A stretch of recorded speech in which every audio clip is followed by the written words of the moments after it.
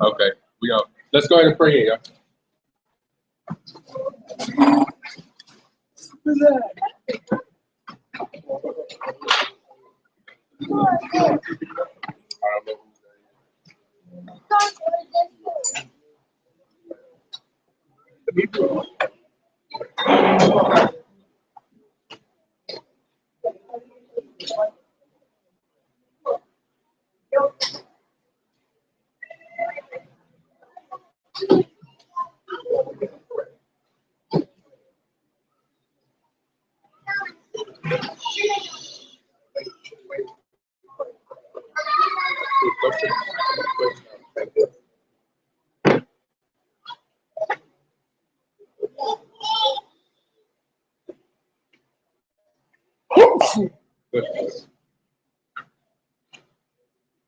We're going to start off. Wait for the eye to get here.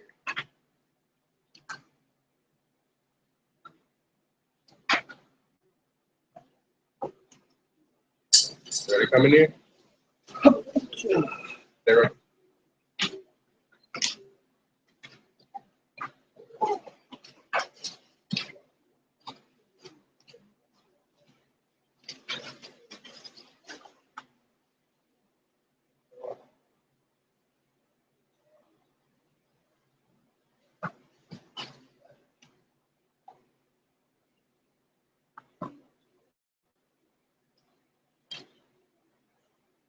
Deuteronomy chapter 6 and verse 4.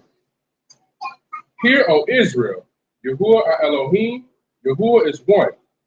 Shema Yisrael, Yahuwah Eloheinu, Yahuwah Akkad. Book of Shemot, the 20th chapter. We will have no other mighty ones. The Most High. We will not make any carved image. Or any likeness of that which is in Shamayim above,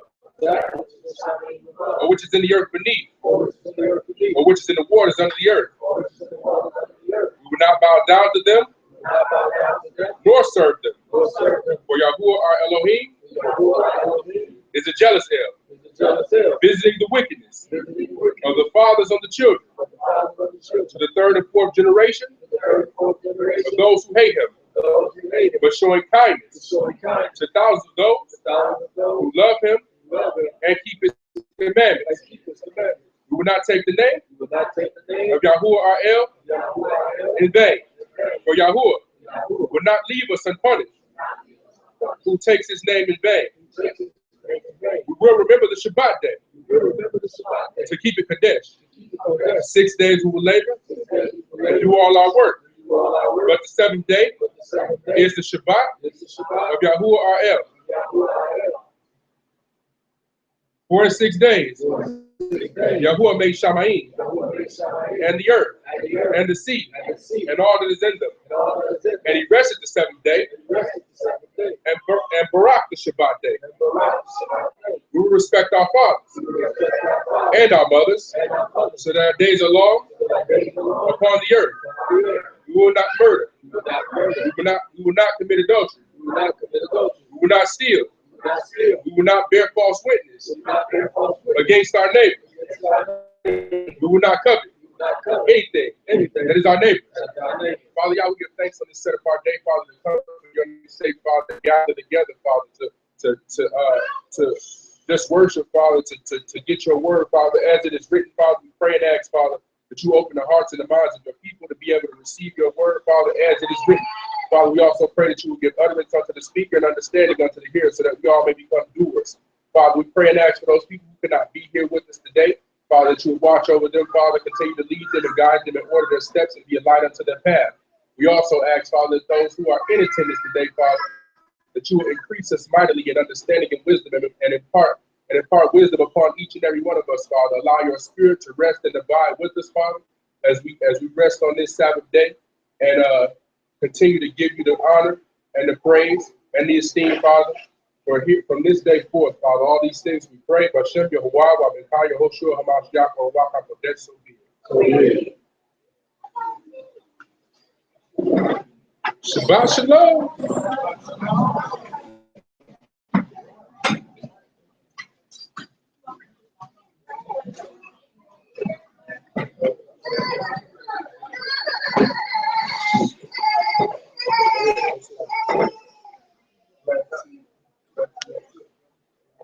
Move it off the way to track. Move it off the way to track. You got to get a longer table so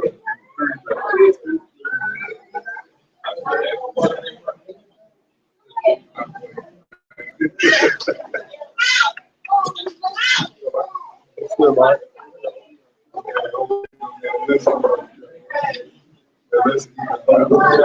You know what's gonna be? That boy gonna be cool type fight. Shabbat shalom. Those of y'all who are just getting here, please come on in while we get started. Yeah. We want to welcome our first-time visitors. Welcome. We want to welcome back our returning visitors. Welcome. And we want to ask that our first-time visitors, if y'all don't mind, if you stand and introduce yourself, and just introduce yourself to the family. It's, it's been a long time. We ain't seen you in a while, cousin. Welcome.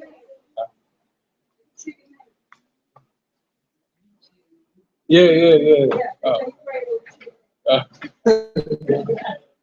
If you don't mind, this your first time visiting, bro? You don't mind introducing yourself? Shalom, everybody. Shalom. Shabbat shalom. My name is Aaron Jefferson. This is Michigan. Coming down, I'm right here. I'm in Kentucky. Okay. Tell me about y'all to see. Tell me this type of time. Come down with me. So that's how I end up here. Welcome. Good to have you, bro. Yeah. I brought his fam with him. They acted shy. There is no shyness. You are amongst family.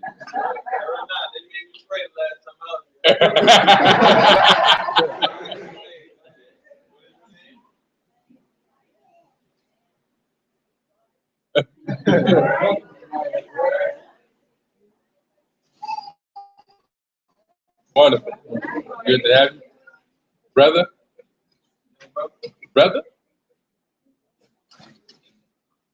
We can't hear you, brother. Can't hear you, brother. Son. Right. Sisters?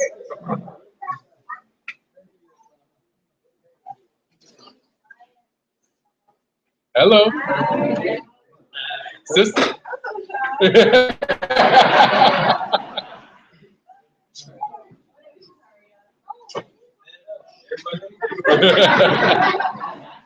Don't be shy, you amongst family. Nice to meet you, sister.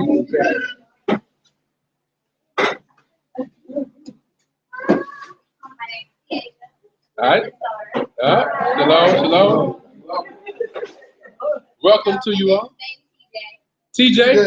Shalom, brother. TJ not shy. Shalom. It's good to have y'all here with us today. Feel welcome to come join us anytime, especially, brothers, by you being in Tulane. All right, anytime you're in town, come on through. So my about to drop that heat. Let me step out the way. So no. No, because it ain't enough room on the camera. It's your seat. You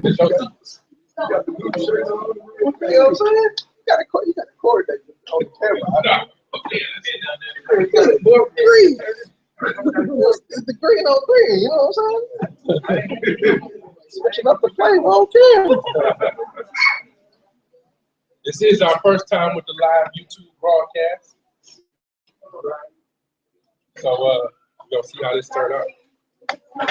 So please try to keep the background noise to a minimum, as the camera will probably pick it up. I'm gonna step out in the hallway and see how it's coming in. You know what I'm saying? Yeah, it started. It should be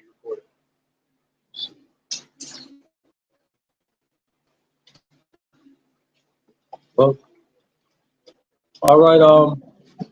We've been going through the wine of Babylon for the last couple of joints that I've done. This time we're gonna go through the wine of YAH. All right. Anybody know what that is? The wine of YAH.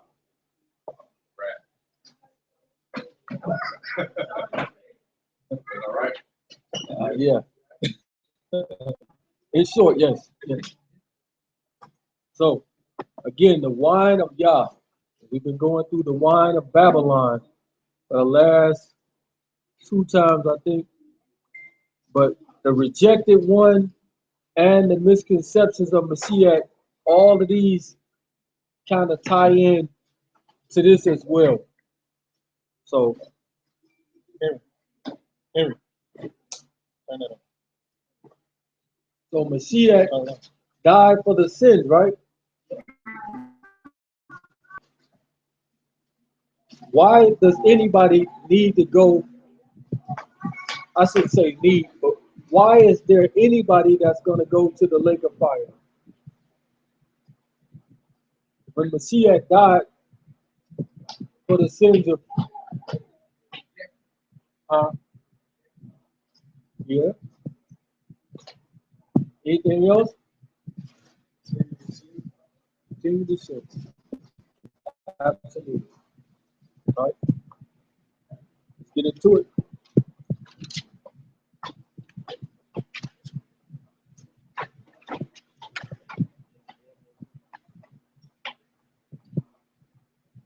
Give me Revelations 14 and 9.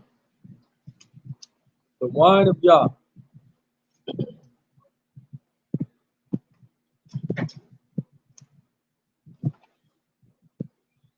The book of Hazon. Or Revelation, chapter 14 and verse 9. And the third angel followed them, saying with a loud voice, if any man worship the beast and his image, and receive his mark in his forehead or in his hand, the same shall drink of the wine of the wrath of Elohim. So, what would cause you to drink the wine of the wrath of Elohim? If you do what? If you worship the beast, right? So if you do that automatically, without somebody coming and putting the chip in your hand or do anything, that say you got the mark of the beast, right? All right. Read. Which is poured out without mixture. Without what? Without mixture. Without mixture. Babylon means what? Mixture. Confusion by mixture, right? Read. Which is poured out without mixture into the cup of his indignation. Into what? Into the cup of his indignation. So remember, Babylon has a cup and the Most High has a cup. Read. And he shall be tormented with fire and brimstone in the presence of the Kodesh Malachim and in the presence of the Lamb. And the smoke of their torment ascend up forever and ever. And they have no rest, day nor night, who worship the beast and his image, and whosoever receive the mark of his name. So all of these things, this third angel gives you this final warning to not to do these things. Don't receive the name, the number, or worship the beast. Because if you do it, automatically you got the mark. You go into the cup. Revelations 22. So we're gonna have 2 groups. Revelations 22 and 14. Revelation chapter 22 and verse 14. This is the first group. Read. Increased are they that do his commandments. So you will be blessed or increased if you do the commandments. Read. That they may have right to the tree of life, and may enter in through the gates into the city. For without are dogs. They are what? Are dogs. So now this is the other group. The first group are blessed, and they got right to the tree of life. But this next group are what? Are dogs. They are what? Are dogs. Read. And sorcerers, and whoremongers, and murderers, and idolaters, and whosoever love and make a lie. So you love and make a lie, you are in this second group. Not a good group to be in. Is that it on that verse? Give me Revelation 15:1.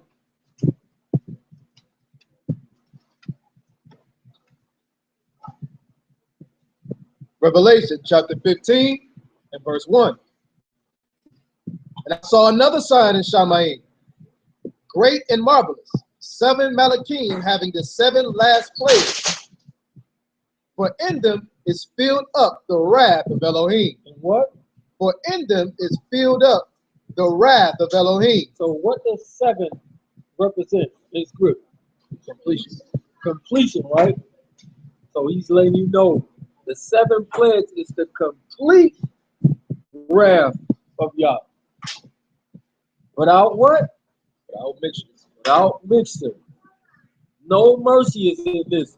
It's complete. Read that from the top again. And I saw another sign in Shamayim, great and marvelous, 7 Malachim having the 7 last plagues. For in them is filled up the wrath of Elohim. The wrath of Elohim. Revelation 16:1. Revelation 16 and 1. And I heard a great voice out of the temple saying to the 7 Malachim. How many is it? 7. Again, 7. Right? Read. Go your ways. Pour out the vials of the wrath of Elohim upon the earth. So we got that 7 again. First the plagues, then these vials. All come back to cupstone. So 7 is completion. Go back to Revelation 14 and 10. Hazon 14 verse 10.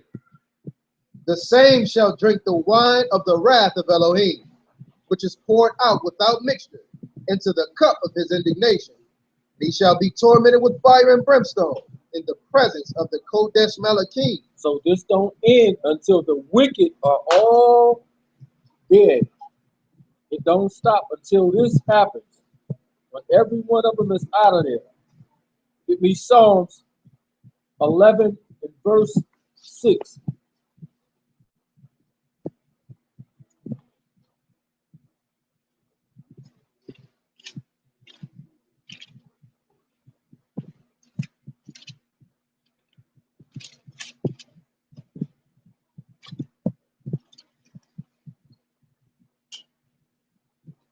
Psalms or Telahim 11 verse 6. Upon the wicked. Upon who? Upon the wicked. This is obviously the people that don't fall in the first group in Revelation 22:14 that keep his laws, statutes, and his commandments. He said, upon the who? Upon the wicked. Shall he do what? He shall rain snares, fire, and brimstone. Anybody think of any other place where he rained fire and brimstone at? Sodom and Gomorrah. Y'all study, I like it. That's what I'm talking about. Read. Upon the wicked he shall rain snares, fire, and brimstone, and a horrible tempest. And a what? And a horrible And tempest. a horrible tempest. So right here he's letting you know he's gonna do the same thing that he did back there. Rain, fire, and brimstone on these people. Read. This shall be the portion of their cup. Of their what? Of their cup. Of their cup. It's the same cup that he's talking about over there in Revelation. 7 of them poured out without mixture. Read. For the righteous Elohim, for the righteous Yahuwah love righteousness. His countenance do behold the upright. The upright, remember it says, his countenance do behold the upright. Because he can't look at what? Evil, right? Can't have it. Him and sin don't mix. They cannot exist in the same place. Because if he get around sin, what happens to it? What? It burns it up, right? So again, we know Yah don't do the mixing thing. Get me Mark 31.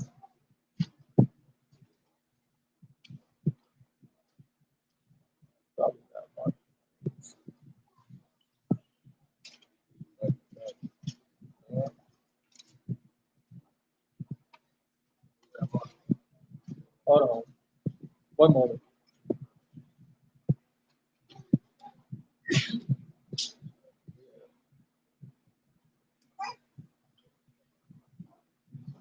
Now, give me Deuteronomy 32.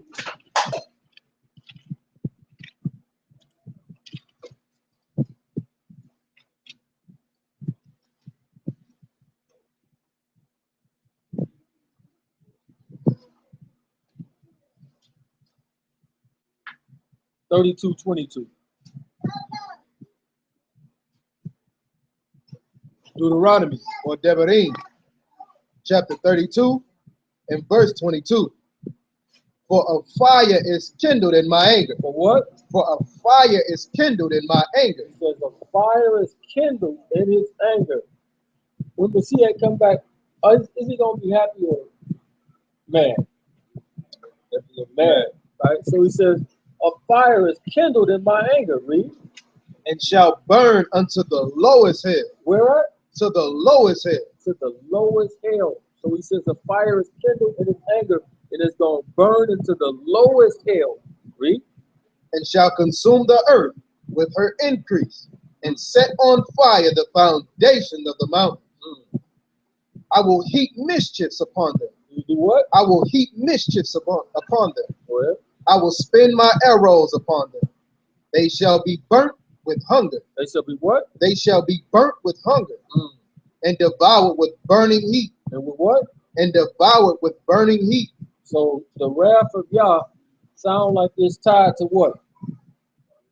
Fire, right? Give me Revelations 20 and 14.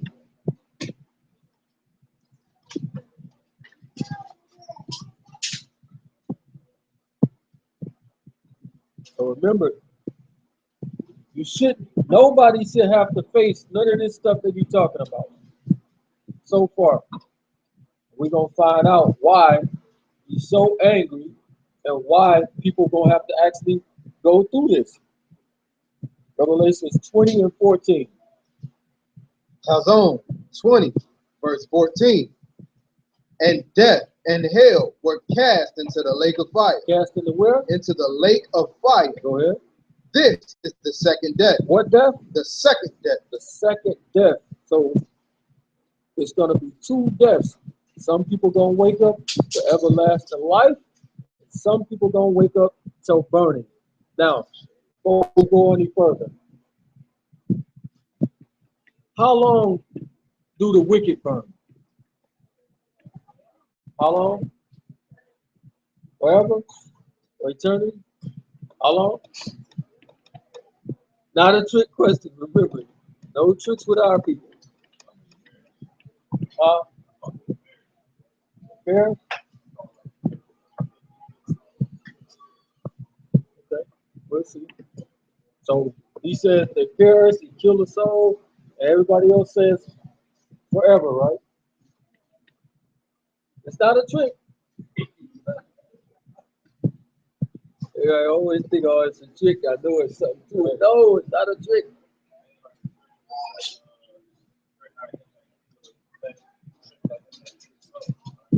Yeah.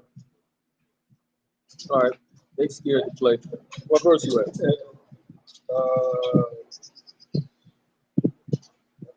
14. How far was you at the end of it? Go ahead, finish. And death and hell were cast into the lake of fire. This is the second death. Whosoever was not found written in the book of life was cast into the lake of fire. Cast into the lake of fire. Again, Messiah died for the sins. So why does anybody need or will find themselves in this predicament?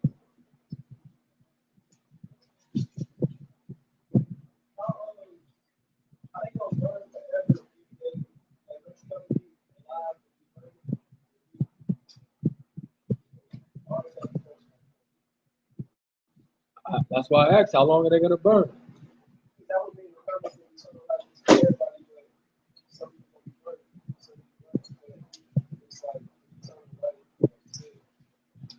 Yeah. So I ask you, how long do you think they're going to burn?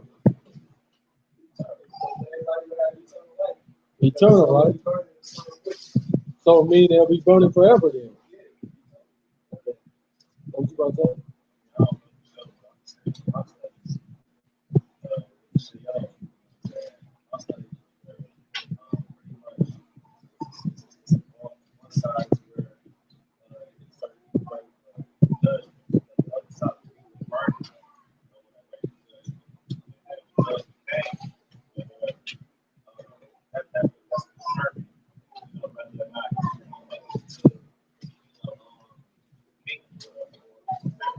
Okay. All right, got you.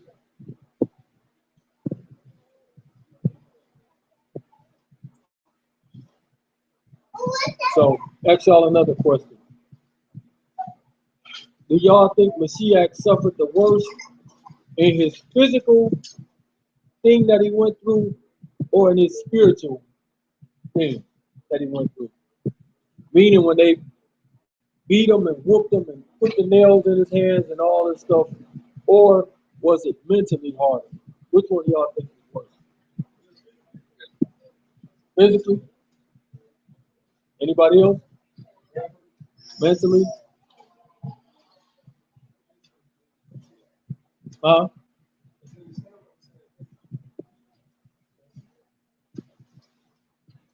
Give me Matthew chapter 26.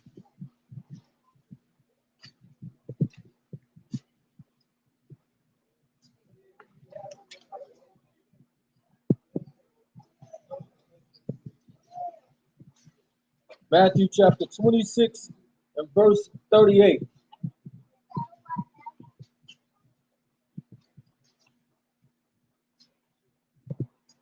Matthew or YAH, chapter 26, at verse 38.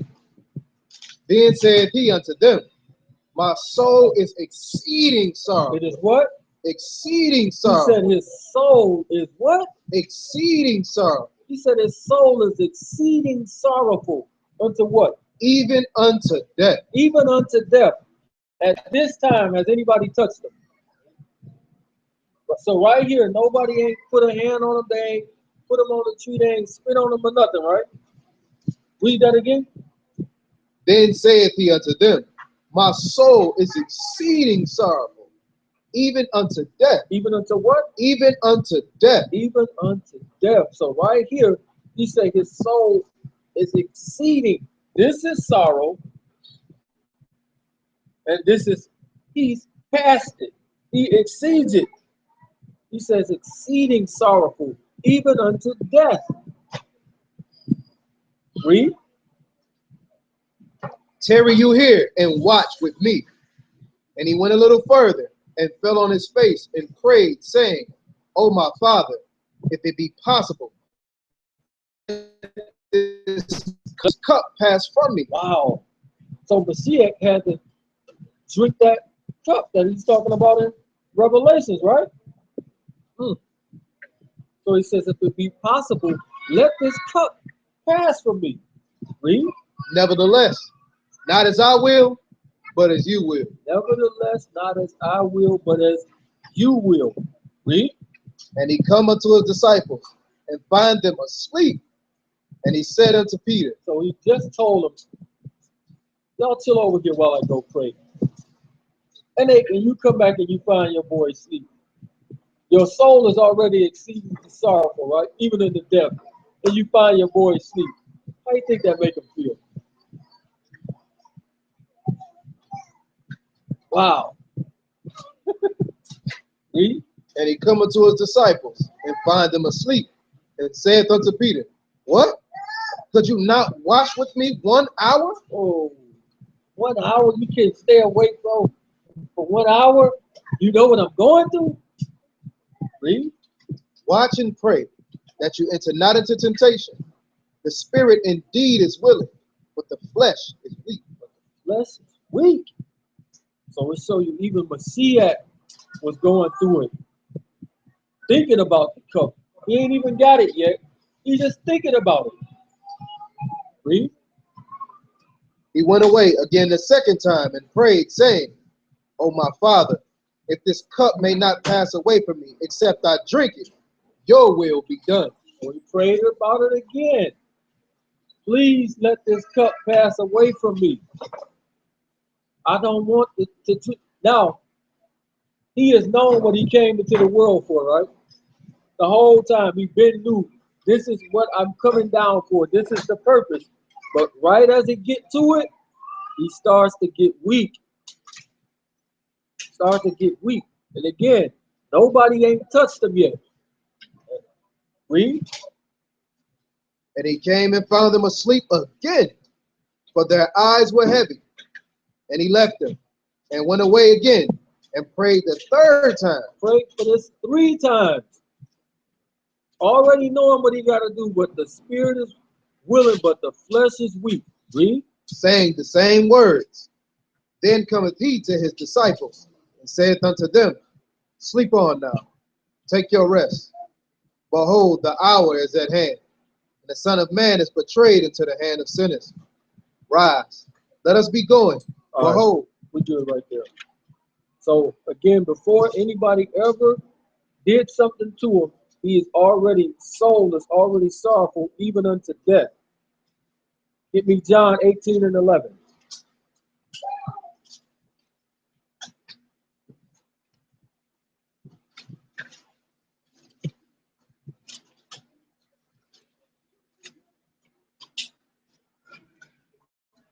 John chapter 18 and verse 11. Then said Mashiach unto Peter, But put your sword in the sheath. So who gave Mashiach this cup that he got to drink? Who gave it to him? Yeah, right. Read. Put up your sword in the sheath. The cup which my Father hath given me, shall I not drink it? So that same cup that he's talking about in Revelation, Mashiach got to drink it, and his Father is the one that's giving it to him. And Peter is trying to prevent him from drinking it. So he say, put up your sword into your sheath. The cup which my Father hath given me, shall I not drink it? So he know he got to drink it, because if he don't, what don't happen? You don't get a chance at salvation. Everybody did. Exactly. Exactly. So he gotta do it. He gotta do it. Plus, he was a willing sacrifice to have to do this anyway. So, sorrowful even unto death. Let's see something. Give me Luke chapter 22. Luke 22, verse 43. Let's get some more of his feelings.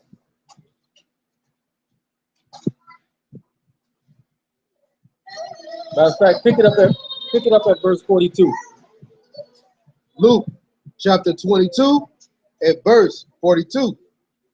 Saying, Father, if you be willing, remove this cup from me. If you be willing, remove this cup from me. Read. Nevertheless, not my will, but your will be done.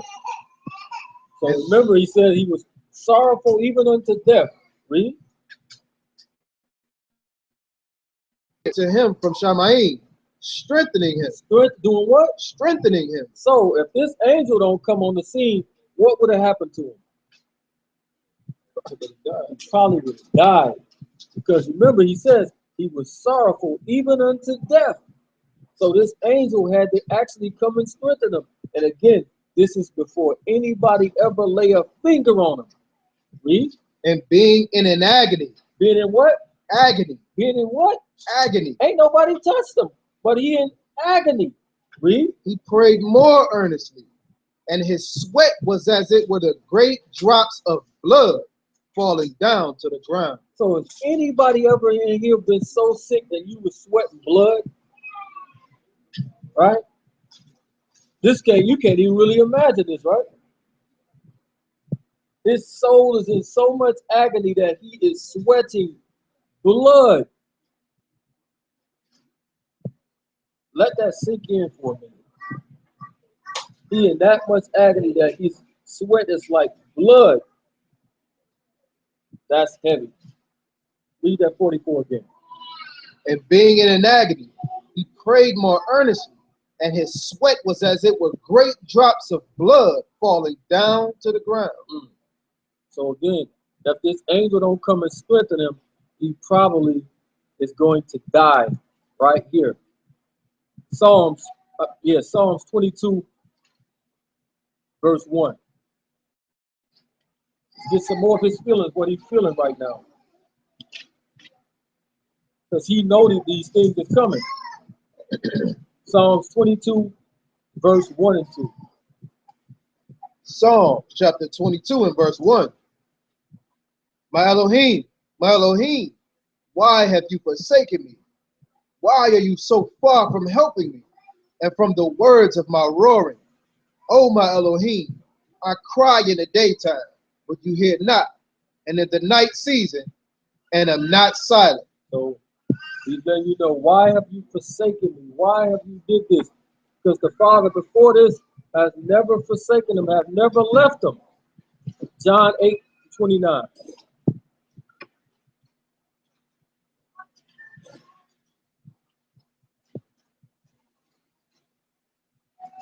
John or Yehukanan, chapter 8 and verse 29. And he that sent me is with me. Is what?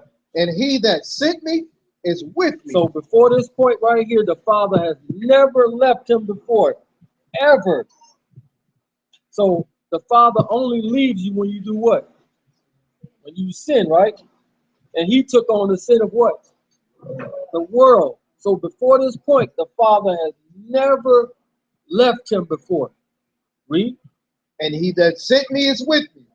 The Father hath not left me alone, but I do always those things that please him. He do the things that always please him. Until this point, when he take on these sins, now the Father can't even look at him. So that means the Father turned his what from him? Space. His space. Wow. So he turned his face from him. Do that mean that the Messiah had to go to Zion to look back at him? Oh, that's something else. That's something else. We'll continue. Galatians chapter 3:13.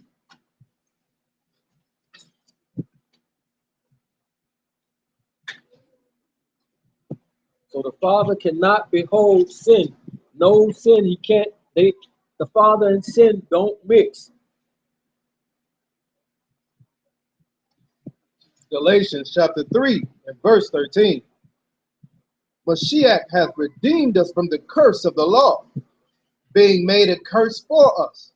For it is written, cursed is everyone that hang on a tree, that the blessing of Abraham might come on the Gentiles through Mashiach, that we might receive the promise of the Ruach through faith. So right here it says, he has redeemed us from the curse of the law, being made a curse for us. He didn't sin himself, but he became it for us. For it is written, cursed is everyone that hangeth on a tree. Where is this written? The law? Let's get it. Deuteronomy 21.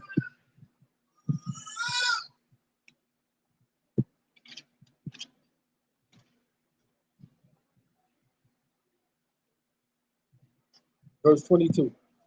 Deuteronomy chapter 21 and verse 22. And if a man have committed a sin worthy of death, and he be to be put to death, and you hang him on a tree, You do what? and you hang him on a tree, Go ahead. his body shall not remain all night upon the tree. That's exactly what they did with him, right? Read. But you shall in any wise bury him that day. For he that is hanged is accursed. He that is what? He that is hanged is accursed So he that is hanged is accursed. of Elohim. They hung Mashiach on the stake or on the tree, so he had to fulfill this. 2 Corinthians 5 and 21.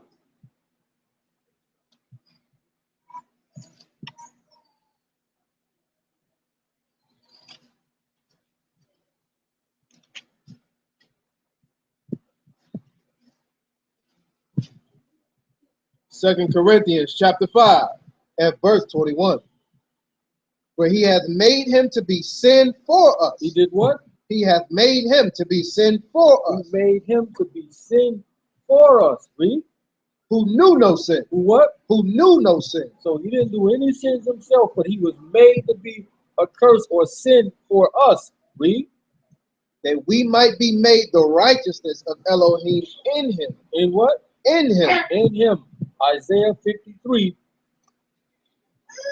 verse 4. So I'm painting this picture to show you why he's going to be so angry.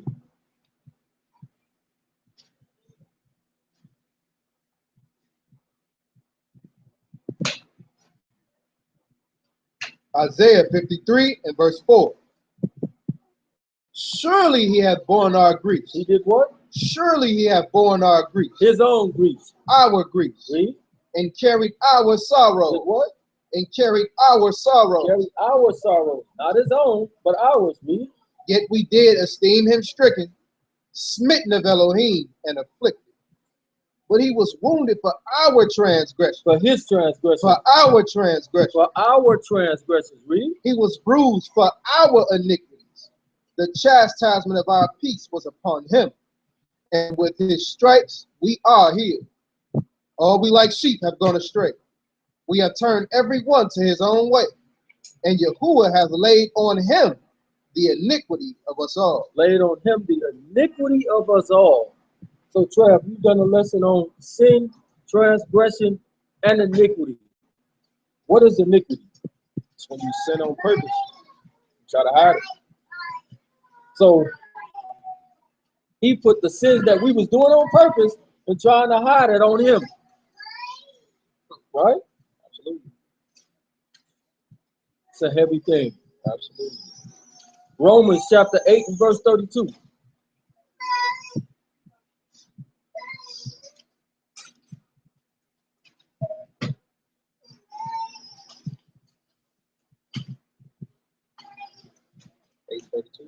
Yep. The book of Romans, chapter 8 and verse 32. He that spared not his own son. He did what? He that spared not his own son. So who gave Messiah the cup? The Father gave it to him, right? So he says, he that spared not his own son, read. But delivered him up for us all. For who? But delivered him up for us all. He delivered him up for us all. Read. How shall he not with him also freely give us all things? So the Father gave him this cup for us, for the sins that we did, that he didn't have nothing to do with. He ain't had nothing to do with none of these things. That's why it's so hard for him to know, I'm doing all of this stuff for you. And he already know exactly what they're going to do. So when he up on that stake, and they yelling out cursings at him and doing all these things, talking about crucify him, crucify him. He already know that you're going to do this before it even happens. This is why his soul was in agony, even into sorrow. Even into death, because he already know all these things is going to come. Revelations 20 and 7.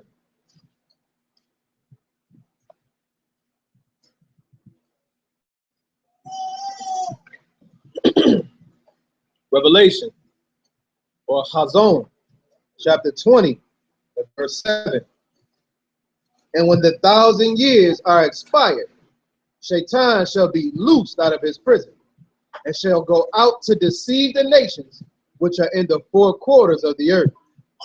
God and Magog, to gather them together to battle, the number of whom is the sand of the sea. Hold on, who's the names he just mentioned again? Read that again. God and Magog. God and Magog. Anybody know who God and Magog are?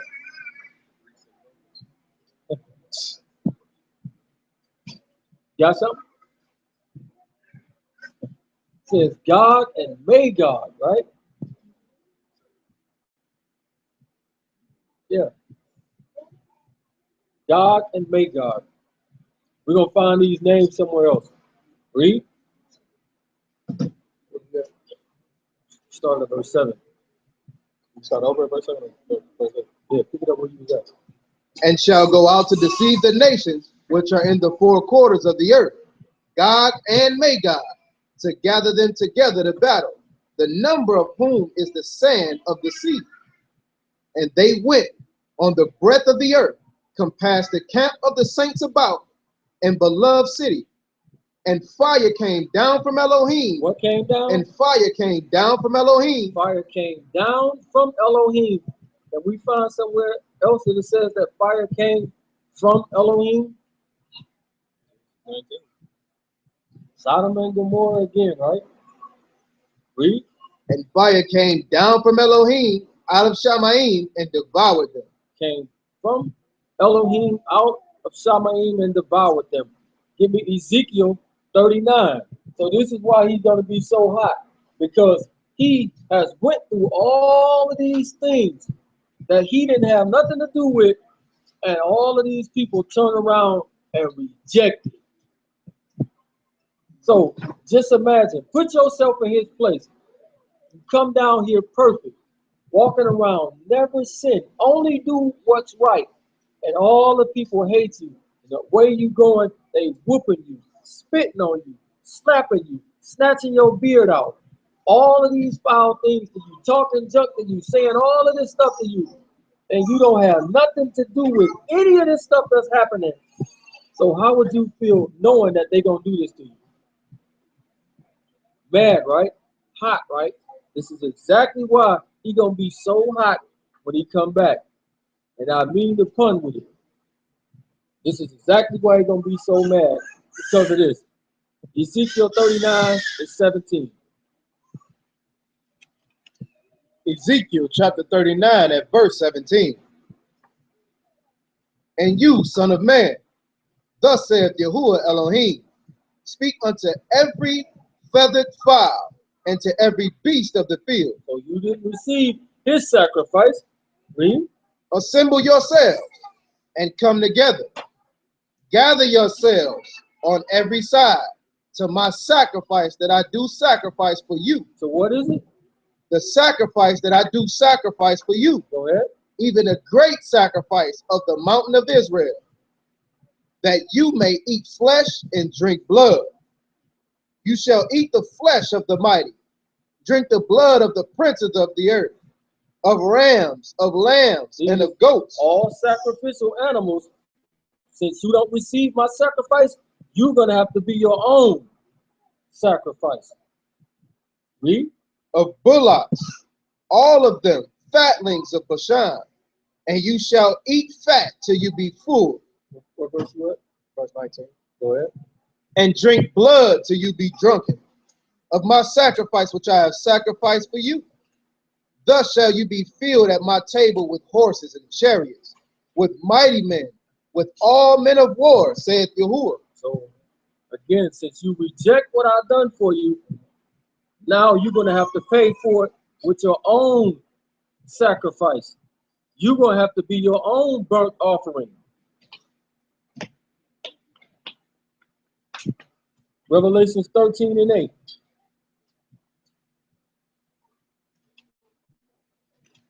So the very one that is the one that's got your fate in his hands. The very one that you reject has your fate in his hands. Revelation 13 and 8. Revelation chapter 13 and verse 8. And all that dwell upon the earth shall worship him, whose names are not written in the book of life of the Lamb. Of who? Of the book of life. The book of life of who? Of the Lamb. So the Lamb, the same one that you reject, he the one is in charge of writing your name in the book if you get in. How that work out for you? JC ain't nothing, man. Oh, scratch his name out. Oh, y'all believe in that idol? Y'all believe somebody gonna save you? His name out. So that, again, the same one that you rejected got control of your soul. It's his book that you got to be written in. They didn't think this thing through. So again, this is why he's so hot. Romans 1 and 25. Yep, Romans 1 and 25. So remember, Babylon got a cup. It says it's full of filthiness and abominations, right? And we went through all the things last week. Let's see if we can find some of these things in this Romans. Romans 1 and 25. Romans 1:25. Who changed the truth of Elohim into a lie, and worshiped and served the creature more than the Creator, who was blessed forever. For this cause Elohim gave them up unto vile affections. For even their women did change the natural use into that which is against nature. So where does that come from? The use of the women with women, where that come from? Sodom and Gomorrah, right? We know what happened to that place, right? Read. And likewise also the men, leaving the natural use of the woman, burned in their lust one towards another, men with men, working that which is unseemly, and receiving in themselves that recompense of their error, which was meat. And even as they did not like to retain Elohim in their knowledge. So they know about him, but they don't want to retain him in their knowledge. We see some brothers doing that right now, right? They know about him, but they don't want to know about him. They don't want to retain him in their knowledge because they want to be able to do what they want to be able to do. Read. Elohim gave them over to a reprobate mind. What kind of mind? To a reprobate mind. He gave them over to a reprobate mind. So y'all see brothers doing stuff that you can't even fathom them doing, and all of a sudden they go from going like this and turn real quick. It's because they've been given over to a reprobate mind. So when they are, there's no point in trying to talk to them and argue with them. They've been given over because that's what you chose. Because you have pleasure in unrighteousness. Read.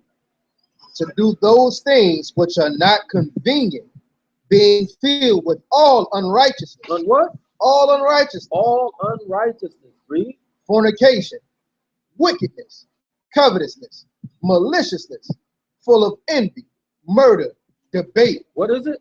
Murder, debate. Debate. Y'all see people like somebody like to debate all the time, right? You see it every day, right? Read. Deceit, malignity, whisperers. Whisperers. What does that mean? Whisperers.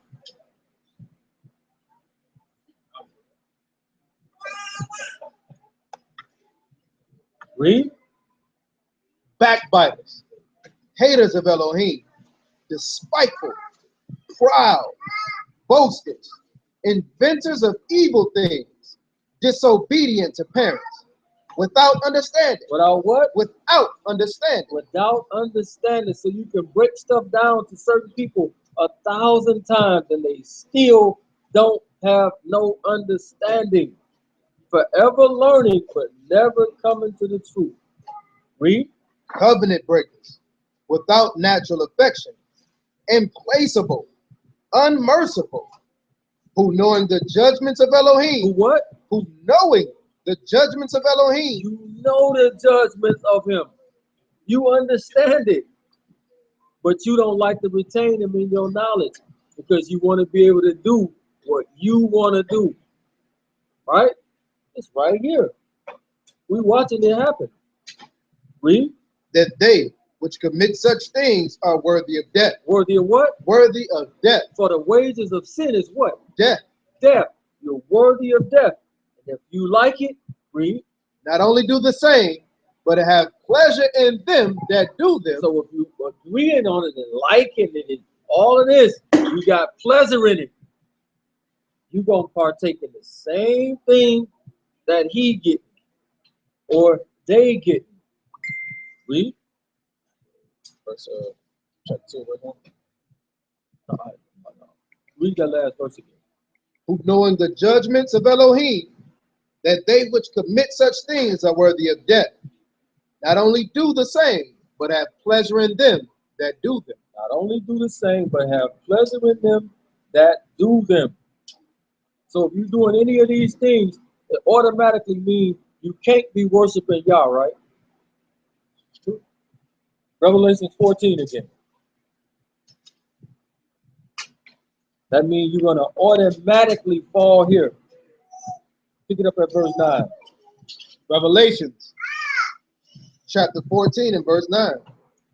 And the third melech followed them, saying with a loud voice, if any man worship the beast and his image, and receive his mark in his forehead, What happens to him? or in his hand, the same shall drink of the wine of the wrath of Elohim. So automatically, if you're doing any of these things that he just mentioned, you automatically fall under getting the mark of the beast, and you're going to drink of the cup, which Mashiach already drank of, which you shouldn't have no parts of. Read. And the third melech followed them, saying with a loud voice, if any man worship the beast in his image, and receive his mark in his forehead or in his hand, the same shall drink of the wine of the wrath of Elohim, which is poured out without mixture into the cup of his indignation. And he shall be tormented with fire and brimstone in the presence of the Kodesh Malachim and in the presence of the Lamb. So if you do these things, it's going to get to a point that he's going to do a separation, right? Remember, it's two groups. Read that Revelation 22:14 again. So we got two groups. Revelation 22:14.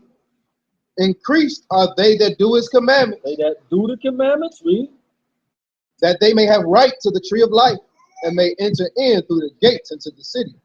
For without are dogs, That's the second group. The people that don't do the commandments. Read. sorcerers, whoremongers, and murderers, and idolaters, and whosoever love and make a lie. Whosoever love and make a lie. Give me Matthew 25 and 41.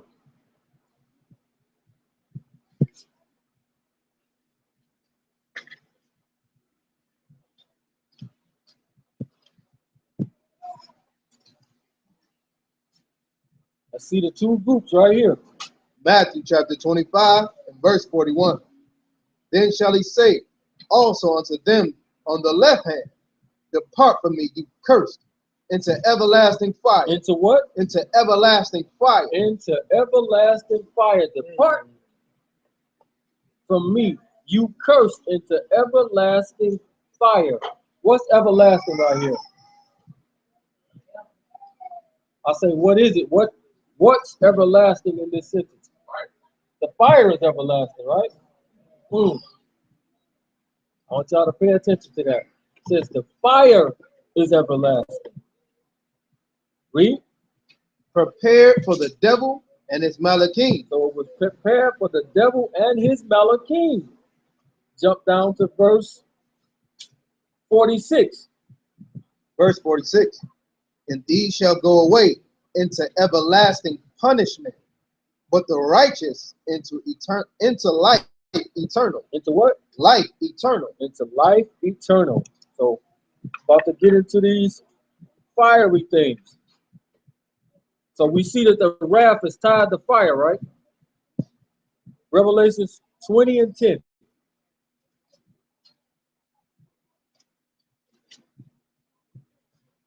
Revelations chapter 20 at verse 10. Pick it up at 9. Verse 9.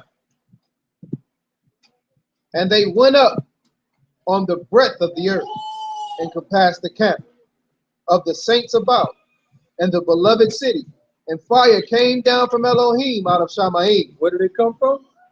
Came down from Elohim out of Shamaim and devoured them. And the devil that deceived them was cast into the lake of fire and brimstone, where the beast and the false prophet are, and shall be tormented day and night forever and ever. Forever and ever. So the text says that they're going to burn forever and ever, right? We'll see.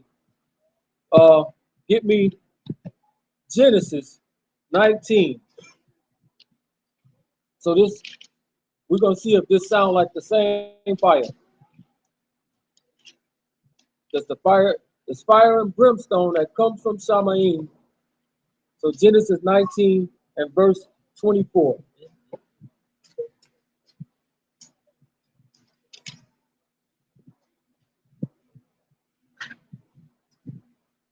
Genesis or Bereshit, chapter 19 and verse 24. Then Yahuwah rained upon Sodom and Gomorrah brimstone and fire from Yahuwah out of Shamaim. Sound the same, right? Sound like the same fire, right? Read. And he overthrew those cities and all the plain and all the inhabitants of the cities and that which grew upon the ground. Yep. But his wife looked back from behind him, and she became a pillar of salt. And Abraham got up early in the morning to the place where he stood before Yahuwah, and looked towards Sodom and Gomorrah, and towards all the land of the plain, and beheld, and lo, the smoke of the country went up as the smoke of a furnace. Up to what? As the smoke of a furnace. Sounds just like Revelation, right? The smoke of a furnace. Sound like the same exact kind of fire. Get Jude, pick it up at verse 7. We got to find out what kind of fire this is. Anybody know what kind of fire this is so far? Everlasting fire, right? Okay. Give me something else. It's definitely exceeding hot. That's definitely exceeding. Like what is hotter than hot? What is that?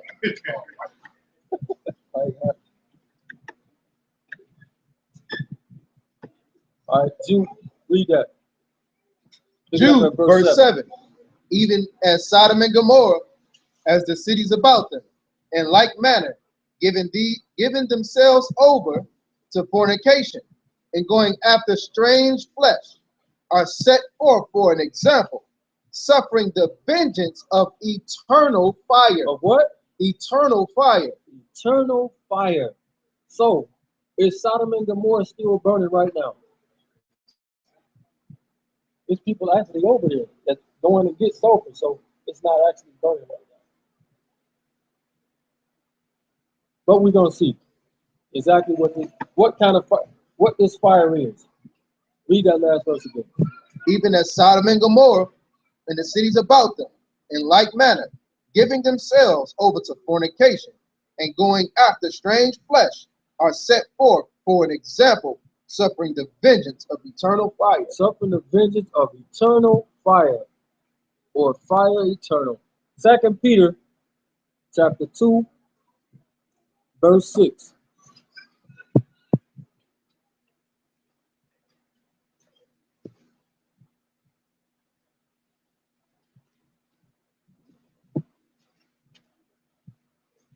Second Peter chapter 2 at verse 6.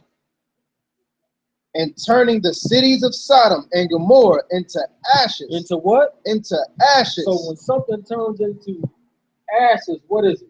It's burnt up. It's burnt out, right?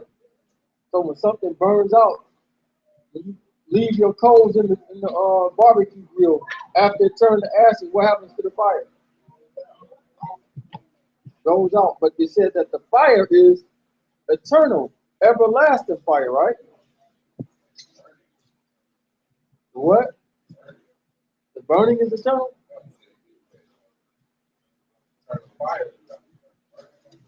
There you go. You pick it up. I see you. I see you. Is what? Oh, man. That brother's something else. That boy's something else. Put the hole in the balloon. Deuteronomy 23.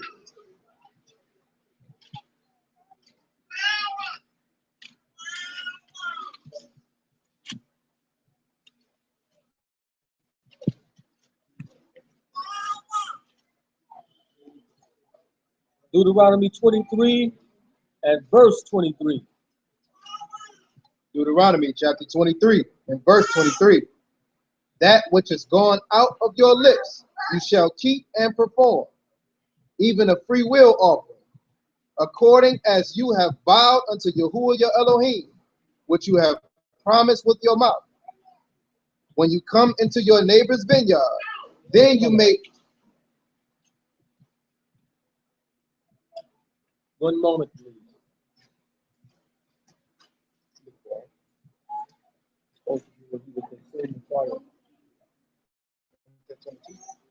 Yeah, must be. Hold on. 22, 23. No, that's not. Okay. One moment. I wrote down the wrong thing.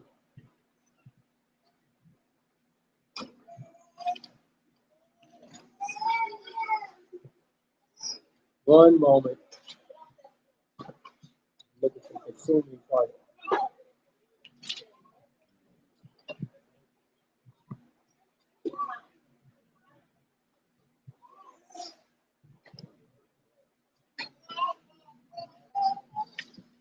Where's the number?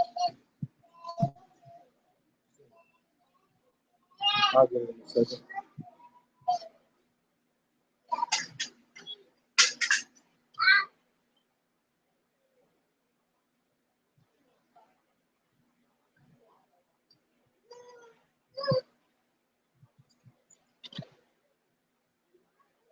Deuteronomy 4:24.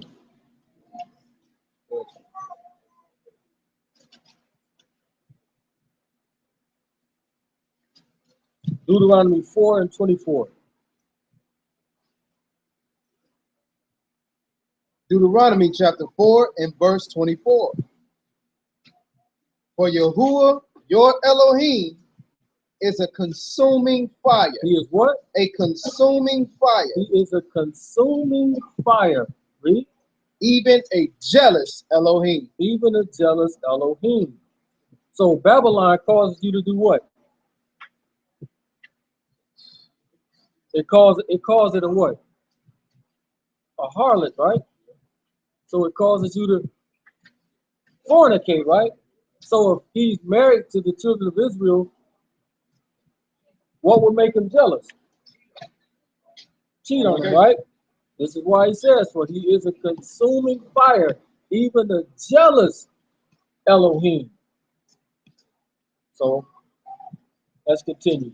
Hebrews chapter 12 and verse 28.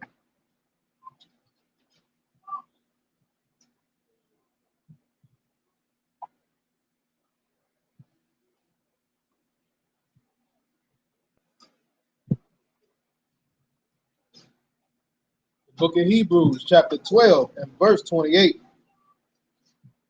Wherefore, we receiving a kingdom which cannot be moved, let us have grace, whereby we may serve Elohim acceptably with reverence and godly fear.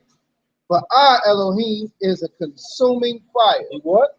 Is a consuming fire. He himself is the consuming fire.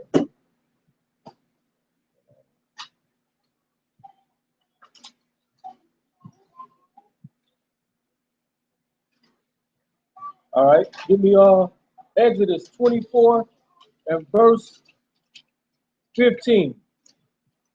So it's Yah himself.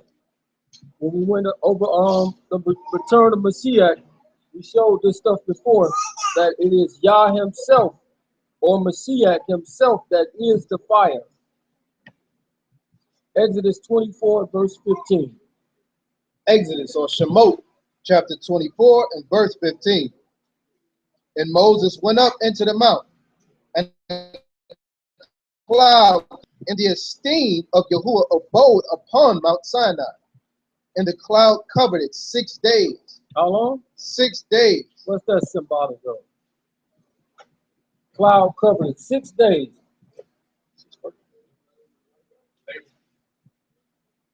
Go ahead. And the 7th day he called unto Moses out of the midst of the cloud.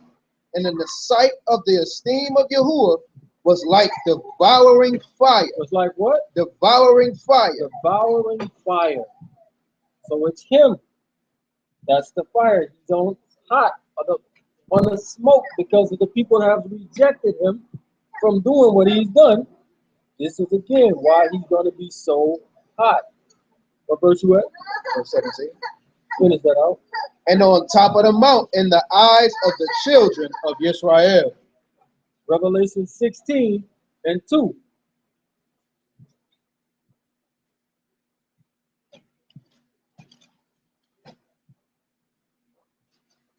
Revelations, or Chazon, chapter 16 and verse 2. And the first went and poured out his vial upon the earth, and there fell a noisome and grievous sore upon the men which had the mark of the beast. Which had what? The mark of the beast. Go ahead. And upon them which worshipped his image. And the second mallet poured out his vial upon the sea, and it became as the blood of a dead man. Of what? Of a dead man. Of a dead man. Read. And every living soul died in the sea. And the third mallet poured out his vial upon the rivers and fountains of water, and they became blood. They became what? Blood. They became blood. So all of these people is under these wraths because they fornicated with the whore and did all of the things that Yah said was not pleasing to him, and rejected his son and his laws, statutes, and his commandments. All right, let's get Malachi chapter 3.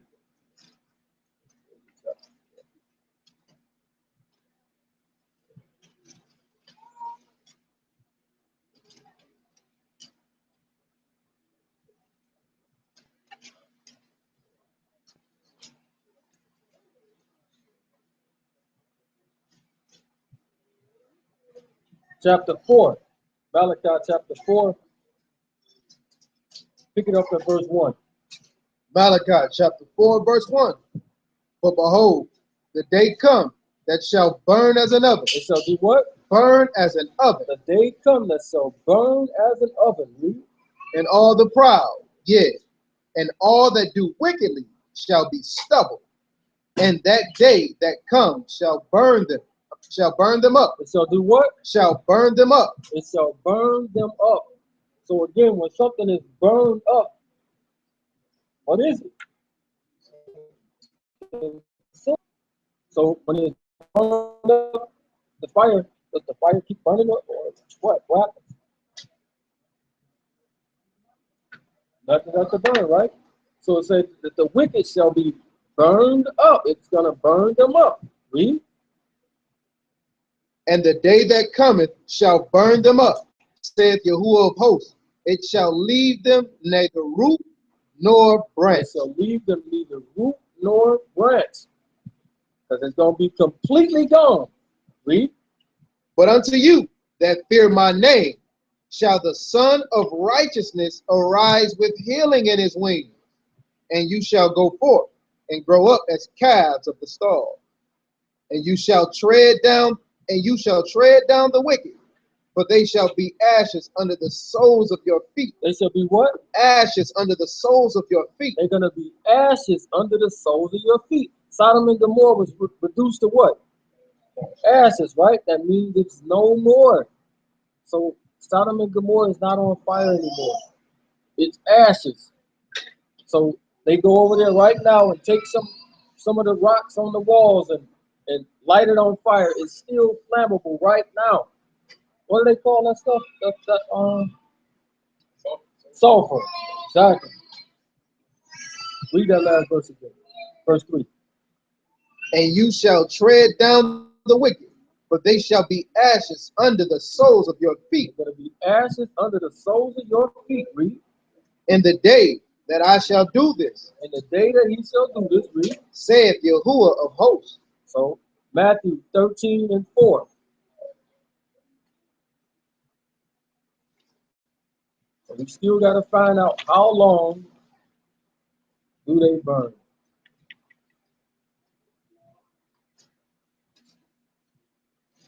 So we know what that you're gonna see what the consume means. Matthew 13:4. Matthew chapter 13, verse 4.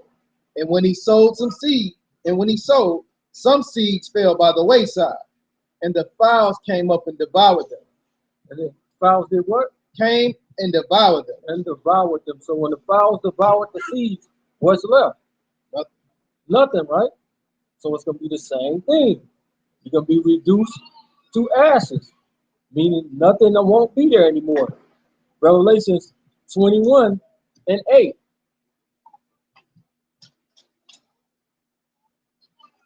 Revelations chapter 21 and verse 8. But the fearful and unbelieving, and the abominable, and murderers, and whoremongers, and sorcerers, and idolaters, and all liars shall have their part in the lake, which burn with fire and brimstone, which is the second death. Which is what? Which is the second death. Which is the second death. What's the second death about? No more, right? And you won't be resurrected from this death. You will be no more. Get me Jeremiah 51 and verse 57.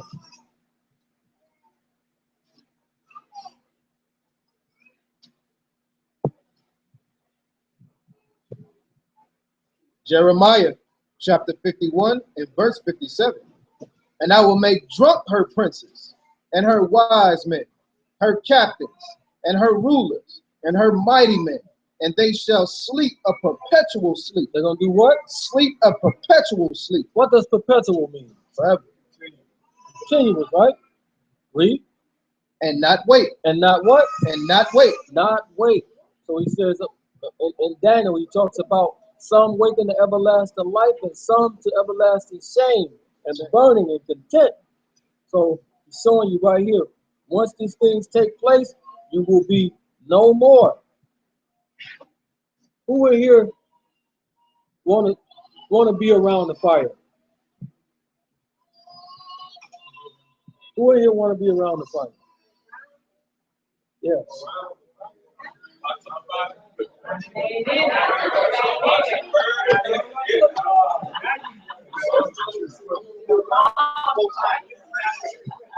This is not a trick question. So everybody want to be around the fire, right? Even in it. You want to be in it? Say you want to be in it. Let's see. Isaiah 33.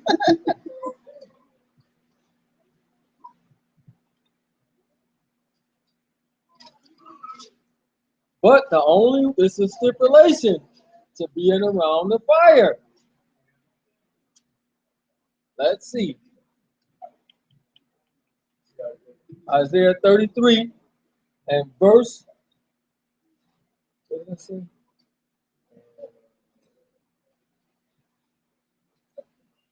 Hold on. Oh, verse 14. Isaiah chapter 33 and verse 14. The sinners in Zion are afraid. They're what?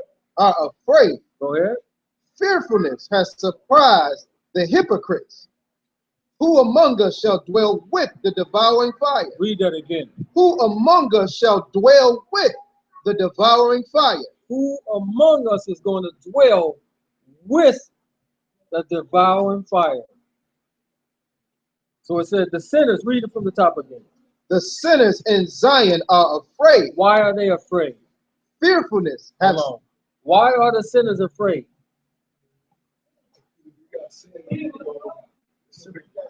You're going to sin, you're going to do what? You're going to melt, right? That's why they're afraid. Read. Fearfulness has surprised the hypocrites.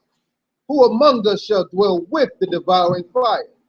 Who among us shall dwell with everlasting burnings? So do what? Shall dwell with everlasting burnings. So who's going to be able to be around the fire? Who's going to be without getting consumed, without getting burnt up?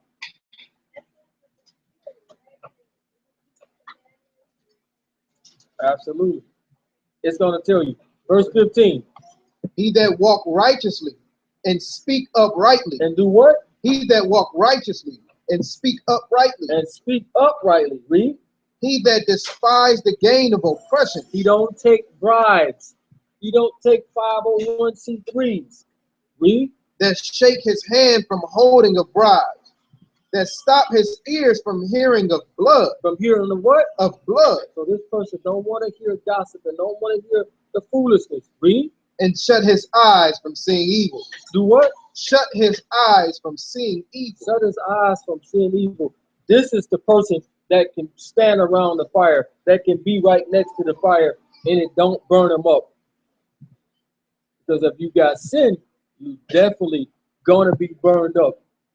Can anybody think of a story where somebody was in the fire? Absolutely. And there was a fourth person in the fire, right? Who was that in there? Right. So, Fire in the fire. fire in the fire. And they came out untouched, right? So they was worthy enough to be right with the fire. People that was on the outside. Exactly. But everybody else, Nebuchadnezzar's other people, what happened to them? Because they turned the oven 7 times hotter for them. Luke chapter 12, verse 47.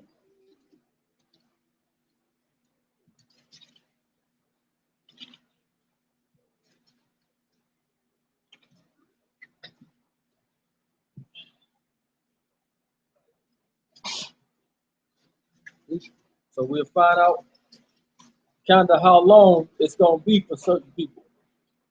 Luke chapter 12 and verse 47. And that servant which knew his master's will, So he understands this book. Read. and prepared not himself, neither did according to his will, shall be beaten with many stripes. Even what? Many stripes. So this is somebody with understanding and knows, like it says, about they did not like to retain Elohim in their knowledge. So you got understanding, and when you do this and you don't prepare yourself, he says you're going to be beaten with many stripes. Means your punishment is going to be more severe. Let me ask y'all this. Do the wicked and all burn it for the same amount of time? No. The Most High is just in everything he do, right? So, say for instance, a guy got mad and killed somebody. Do he deserve the same amount of punishment as, say, Hitler?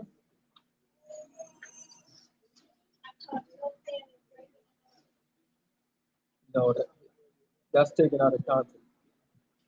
Because we know that some sins got you directly killed and put out the camp. So that's taken out of Unforgiven. Exactly. It's greater than go. So again, this person, matter of fact, he committed adultery with somebody. And then you take somebody like what they say about Hitler. Whose punishment should be greater? Hitler's, right? Because he worse. YAH is just in everything he do. Read. But he that knew not and did commit things worthy of stripes shall be beaten with few stripes. Shall be what? Beaten with few stripes. So the person that knows to do this and knows better, he gets what? Worse. Worse. He gets more stripes. He gets beaten worse. Then this person that didn't know this was like that sin of ignorance type of thing again. Read verse 47. It says, and that servant which knew his master's will, and prepared not himself, neither did according to his will, shall be beaten with many stripes. But he that knew not, and did not commit things worthy of stripes, shall be beaten with few stripes. Shall be beaten with few stripes. Revelations 20 and 11.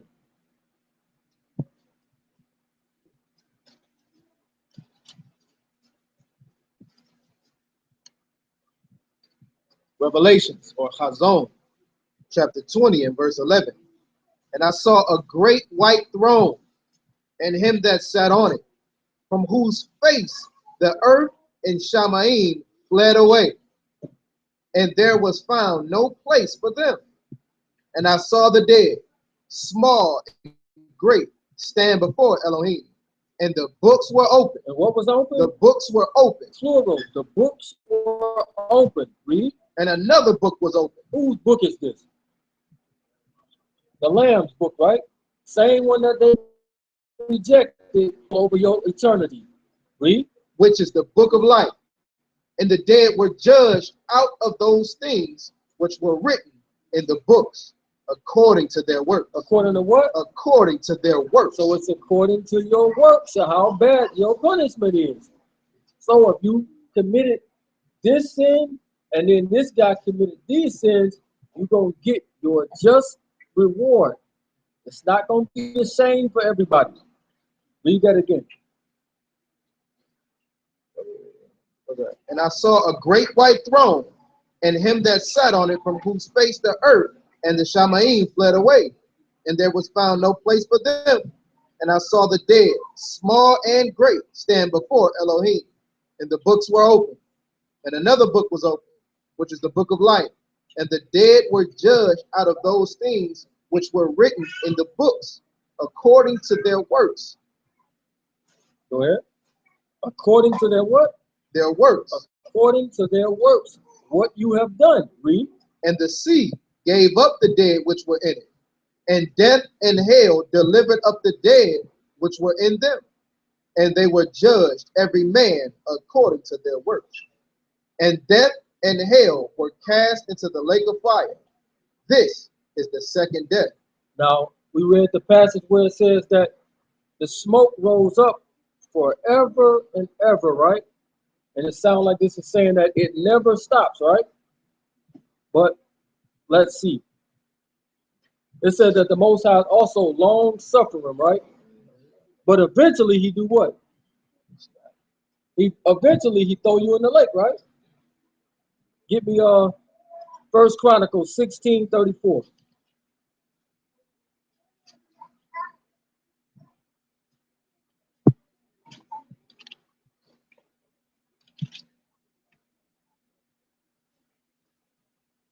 First Chronicles chapter 16 and verse 34. Oh, give thanks unto Yahuwah, for he is good, for his mercy endured forever. How long? Forever. It says forever in this English text, but we know that it don't endure forever, because eventually he do what? He throw you in the lake. It means it runs out. So when we go into this word, it means a long period of time. In the Hebrew mind frame, it means a long period of time. It don't mean forever like what we think in our mind. Because 1634, First Chronicles. 1634. Because it always says that his mercy endures forever. But the forever don't mean like what we think in this English mind frame. Everlasting.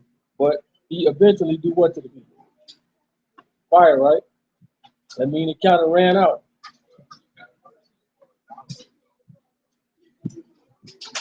And who do what? That's the whole key. You gotta love him. Yeah, but to get that mercy, you gotta do something. Let's see. To this other character that some call Satan, some say it's not him. See what happened to him. Ezekiel 28 and 18.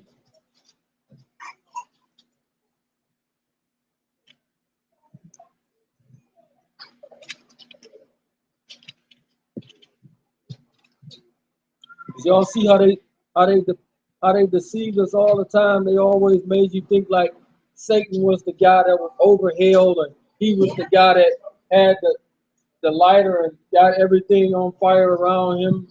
No. It's completely the opposite way around.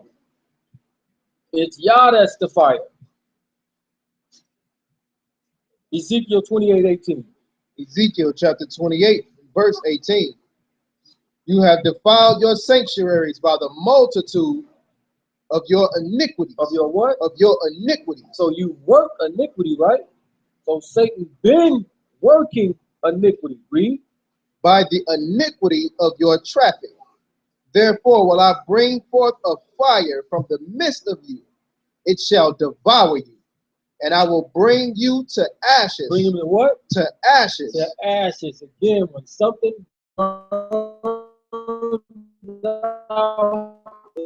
Sodom and Gomorrah. Read.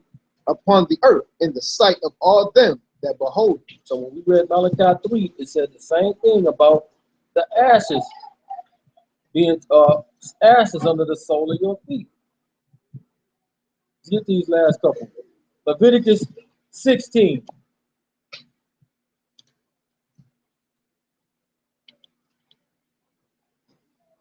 So we get an idea.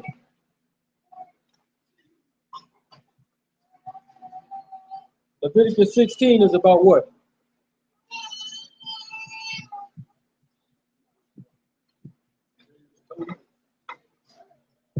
Yep. Pick it up at verse 7. Leviticus chapter 16 and verse 7. And he shall take the 2 goats. The 2 what? The 2 goats. So we got 2 goats. Read. And present them before Yahuwah at the door of the tabernacle of the congregation.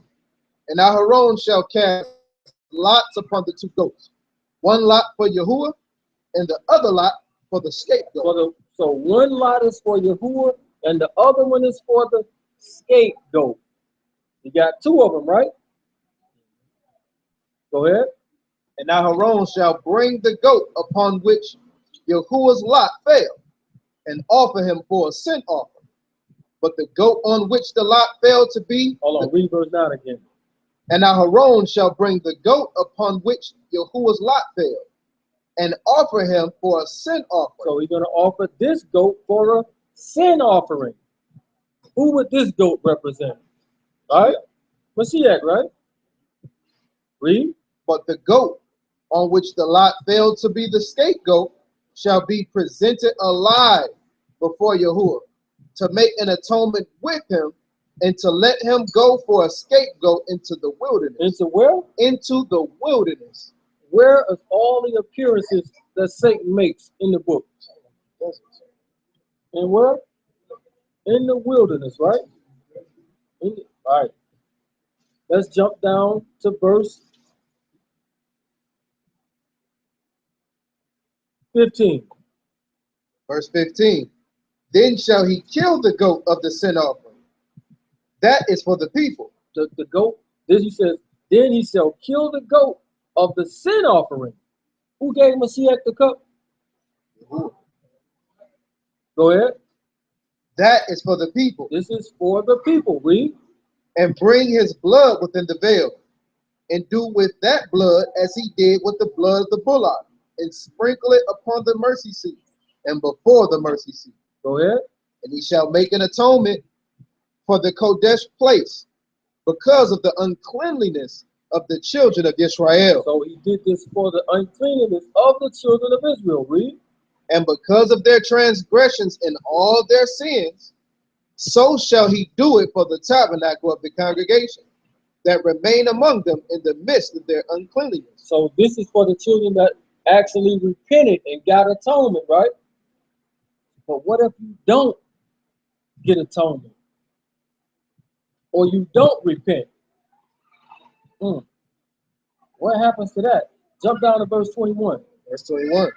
And Aharon shall lay both his hands upon the head of the live goat, confess over him all the iniquities of the children of Israel, and all their transgressions, and all their sins, putting them upon the head of the goat, and shall send him away by the hand of a fit man into the wilderness. So which goat does this sound like? The scapegoat, right? What's happening to this scapegoat right here? All of everything that you're getting put on. He getting everything put on him. Everything. All them people that rejected what Mashiach said, all of this comes on him because they have no atonement for them. Read. And shall send him away by the hand of a fit man into the wilderness. And the goat shall bear upon him all their iniquities unto a land not inhabited.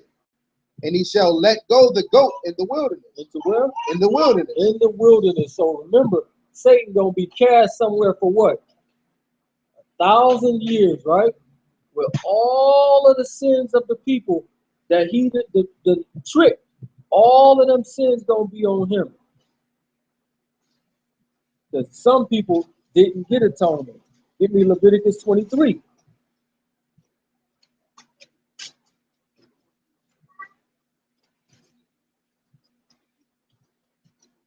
Pick it up at verse 28. Leviticus chapter 23 and verse 28. And you shall do no work in that same day, what is the day of atonement, to make an atonement for you before Yahuwah your Elohim. For whatsoever soul it be that shall not be afflicted in that same day, he shall be cut off from among his people. Shall be what? Cut off from among his people. So get cut off from among his people. So if he don't get atonement for you, then you have to do what? For yourself. You got to be your own sacrifice for all of these sins, because somebody tricked you into doing it. Goes on the scapegoat, which is who? Shaitan. Satan, right? What verse you at? Verse, oh, he said 30. I started verse 29. What? For whatsoever soul it be that shall not be afflicted in that same day, he shall be cut off from among his people. And whatsoever soul it be that doeth any work in that same day, the same soul will I destroy from among his people. So that same soul will be destroyed from among his people. Let me see if this is what I'm looking for.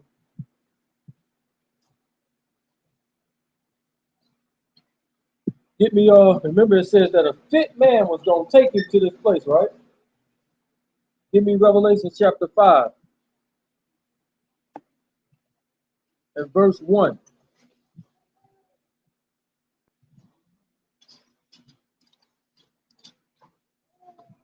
Revelation chapter 5 and verse 1.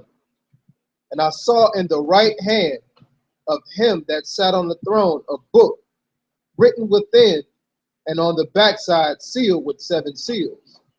And I saw a strong melon. What kind? A strong. So if you're a fit man, what are you? A strong man, right? My ox know about that. They fit, man. They in there. That boy Nehemiah, he a fit man too, right? Read. Verse 2. And I saw a strong melon proclaiming with a loud voice, who is worthy to open the book and to loose the seals thereof. So this strong angel is going to be the same one that throw this dude in there. Isaiah 28 and 21.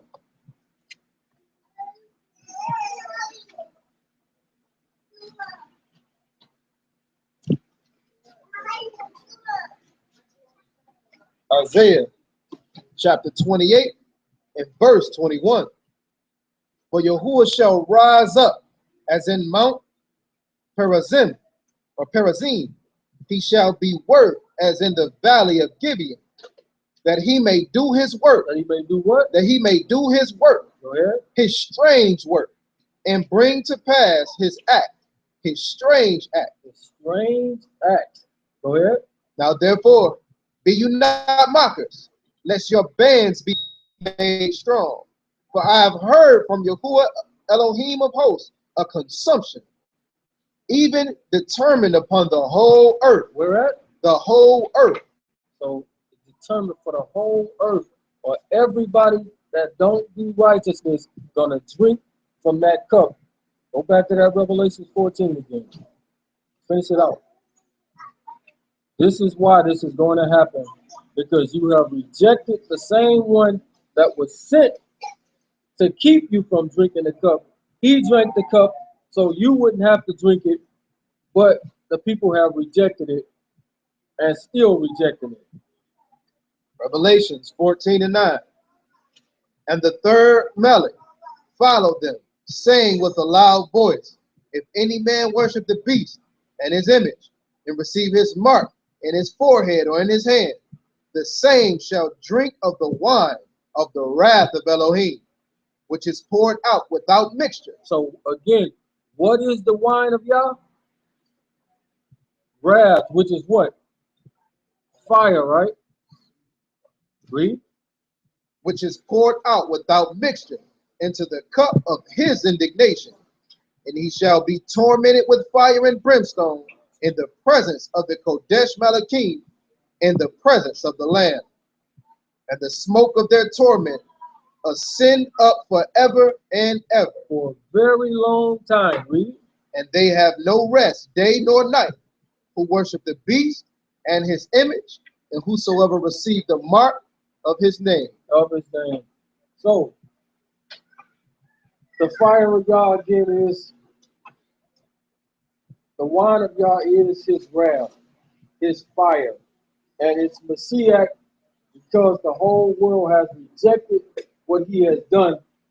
He drank the cup so you wouldn't have to drink the cup. So, since you reject his cup, you got to drink it yourself. Right? Remember, he was at that table. He said, "This is my cup. Pass it around." Oh, no, we don't drink it behind you. Okay. I'm going to give you your own red cup. Drink. So with that, say shalom. Questions, comments, concerns?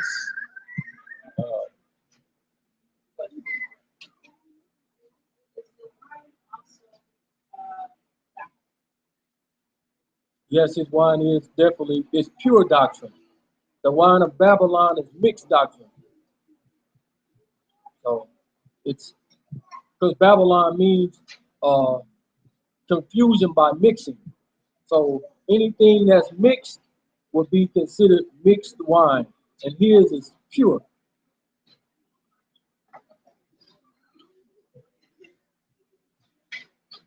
You got it?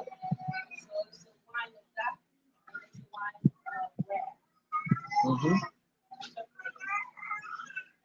They actually go hand in hand. Because if you do his pure doctrine, which is follow his law, statutes, and commandments, then the wrath don't come to you. But if you partake in Babylon's wine, then it's gonna be wrath to you. He's gonna burn you up. He's gonna kill you because you drank from the other wine. Remember, it's Babylon got a cup and he has a cup. So his cup is pure doctrine. If you drink from the pure doctrine, you don't got to worry about the wrath. But if you do the other wine, then you definitely got to worry about the wrath. All right. What was it? It's showing you the two goats, right? You got Messiah, the one, and Satan represents the other one. So Messiah was the goat that was killed for the sins of the people. The other goat was for when you didn't receive the atonement or whatnot. And all of the sins that he put into their house, they came on the scapegoat. So everybody that he deceived, he got to pay for that at the end for deceiving all of these people. And his burning will be, of course, much longer than anybody else. That's why it was prepared for him. It was prepared for him and his Malachim. You know what I'm saying? And that's why, like, when it specify him being put in there forever, like when you see it talking about that burning forever, it talks specifically about him and his Malachim. Because it said he's been a deceiver since when? Since the beginning. So he got to pay for all the stuff since Adam and Eve, all the way till when this thing get called. It's a lot of burning.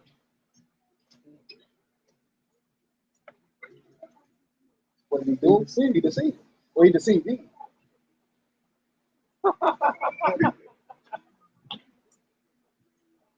Get that Timothy joint. Oh, I've always tried it.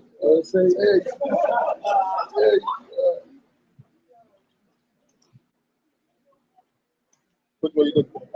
It says for Adam being not, but Eve was deceived. 3. Okay. Hold on. I think it's 2 Timothy.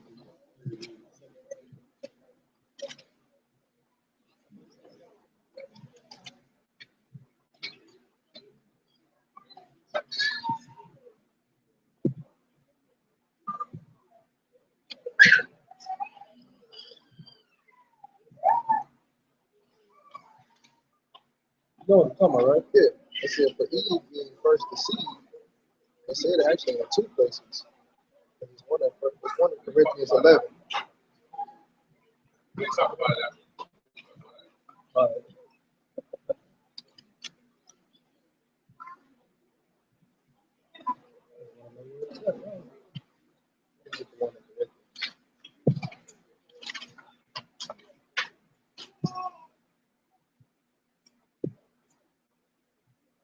But anybody got anything else?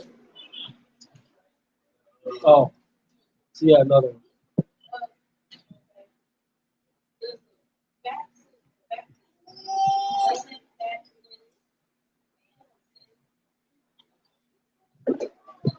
Yeah, that's what it's supposed to symbolize, that of you coming up and being a new man.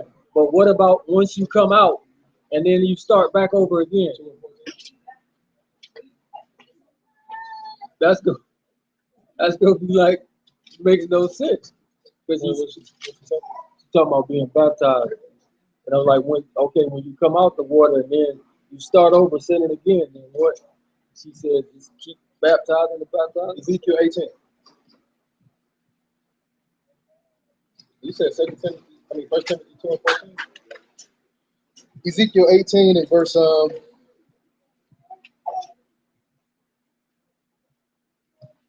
we start at verse 20. So it's always, even with baptism, with it being symbolic, it's a stipulation to it, right? So we'll see the stipulation. Ezekiel 18 and 20. Ezekiel 18 and verse 20. The soul that sinneth, it shall die. So the soul that sinned, it shall die. That's clear cut, right? Keep going.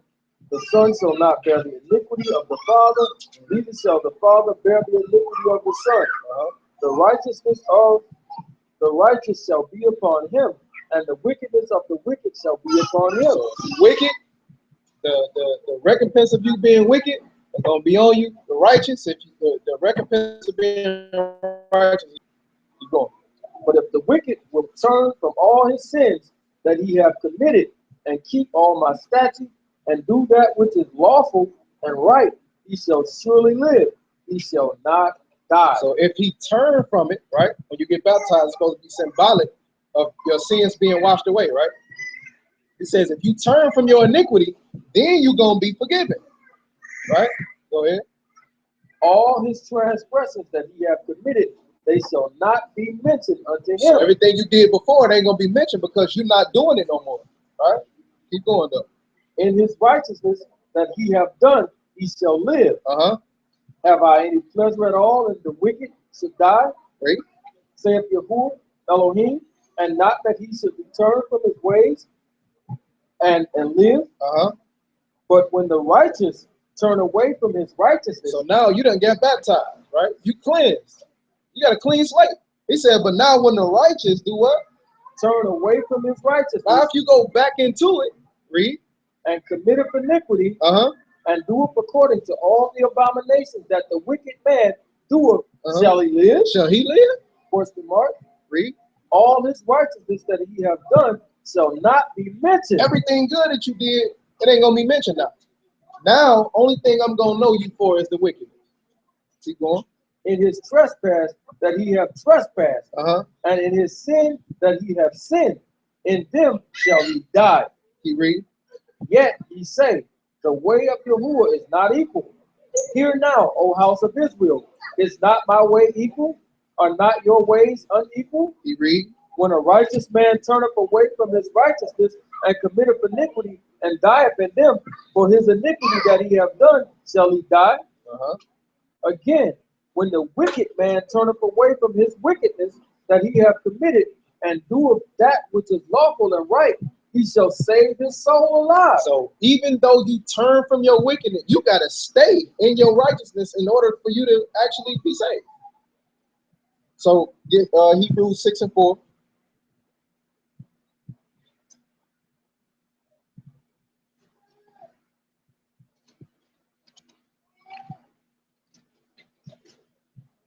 Hebrews chapter 6 and verse 4. For it is impossible. But it's what? Impossible. It's impossible. Read. For those who were once enlightened and have tasted of the heavenly gift. Now the heavenly gift, remember it was baptism in the Holy Spirit, right? He gave us this as a gift. He didn't have to do it. He gave it to us as a gift, right? So it says it's impossible for once you done be partakers of this thing, go ahead, and have tasted of the heavenly gift and were made partakers of the Ruach, and have tasted the good word of Elohim and the powers of the world to come, if they shall fall away. If you fall away after you done got baptized, you done been a partaker of the Ruach, all of these things, if you fall away after you done did this, read, to renew them again unto repentance. It's impossible for you to get repentance again. It's impossible to renew it. Remember, he died to give us repentance. So if you spit in his face by going back and doing the stuff that you put away, read, seeing they crucify to themselves the Son of Elohim afresh. You crucify them all over again. So if you crucify them all over again, you're a partaker in his death. So now with you being a partaker in his death, you got to get the same thing that you would have got staying with you. Might as well stay that way, right? And put him to an open shame. 2 Peter 2 and 21.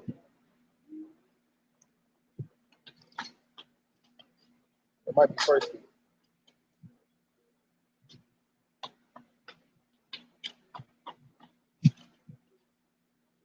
Yep, 2 Peter.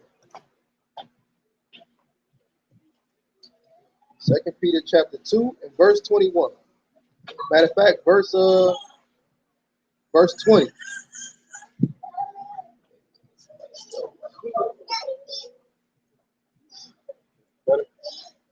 Say, First Peter, 2 Peter.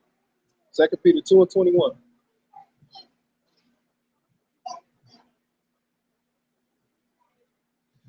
Second Peter 2 and 21.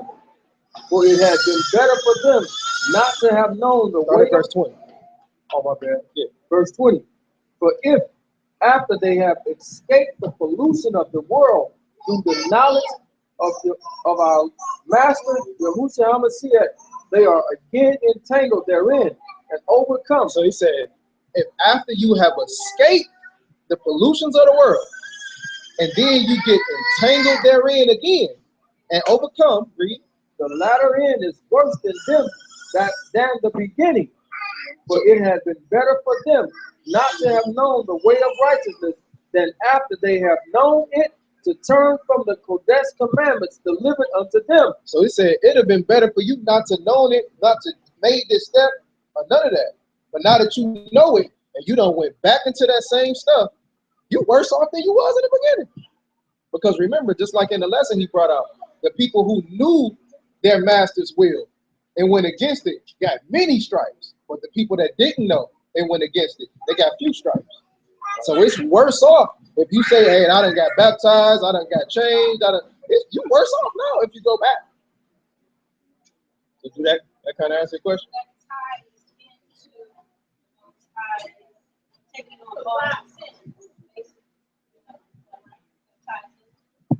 Yeah, it definitely ties into it. But if you go back and, like he said, and do those things, then you basically rejecting him doing it.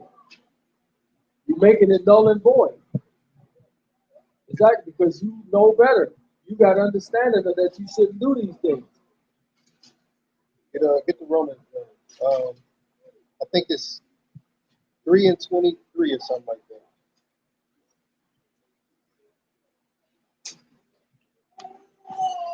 3 and 23. And that's the thing with a lot of doctrines. Like they teach that the sins that you commit now after you know and all of these type of things that he accept those with open arms. But when he came and died for for your sins, for your iniquities, for your transgressions. It was specific sins and transgressions that he died for. Romans chapter 3. What I say, verse 23? Yep. Romans chapter 3 and verse 23. For all have sinned and come short of the esteem of Elohim. Anybody that has never sinned before in their life. Here. Nobody, right? So everybody in here that done sinned before, right? Read. Being justified freely by his grace through the redemption that is Yahushua HaMashiach. So you justify freely. This is free. You don't have to pay for this or nothing. He gave us grace by his own free will, right? Read. Whom Elohim have set forth to be a propitiation through faith in his blood to declare his righteousness for the remission of sins that are past. That are present. That are past. For the sins that are past. Not the ones that you go into, but the ones that's already passed. You know what I'm saying? So a person that continue to sin, he didn't come to give remission for those sins. It's for the ones that you committed before you had the knowledge of the truth. All right? So get to Hebrews 10 and 26 and we'll end it off there. No,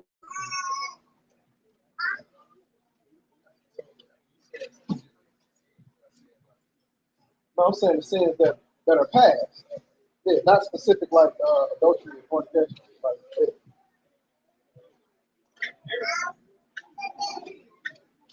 Hebrews 10 and 26. Chapter 10 verse 26. So if we sin willfully. He said if we sin what? Willfully. When you do anything willfully, you do it of your own, on your own accord, right?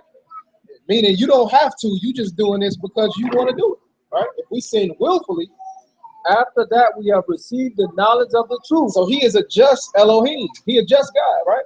He didn't say when you sin willfully, willfully before. He said if you sin willfully after you have received the knowledge of the truth, right? Read. There remaineth no more sacrifice for sins. He's not getting back up on that cross for you. Or that stake. I'm not doing this again for you. You see all this stuff I done went through? I'm not getting up there no more. After you know what you're supposed to be doing and you do otherwise, ain't no more sacrifice. Ain't no more bloodshed. Ain't no more. You got to take that yourself. Go ahead. But a certain fearful looking for of judgment and fiery indignation. What type of indignation? Fiery indignation. That wine, right? That fiery indignation. That's going to do what? Which shall devour the adversary. So you're going to become an adversary if you commit sin after you know the truth. That's what's going to happen. That fiery indignation. You're on 6% off. Stop it.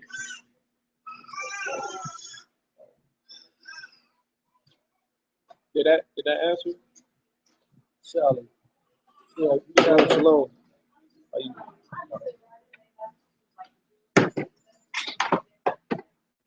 Yeah, so-called.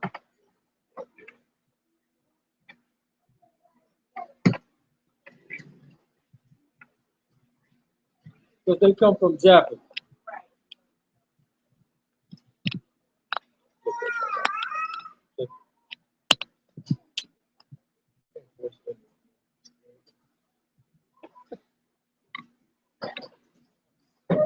Anything else?